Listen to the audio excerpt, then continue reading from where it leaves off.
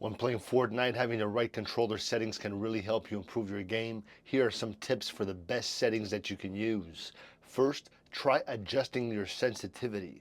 This is how quickly your character moves when you move the sticks.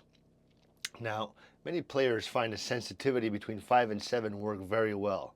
It allows you to aim accurately without moving too fast. Now, next, consider your aim assist. This setting helps your shots land on the targets more easily. Make sure it's tuned on, and you can really have a good time with it, especially when you're just starting. So, you should also change your building settings. Set your build control to be easy to reach. Some players prefer Builder Pro, which lets you build quickly with just a few buttons. Don't forget to adjust your field of view, your FOV. A wider FOV helps you see more of the game, which can be very useful for spotting enemies.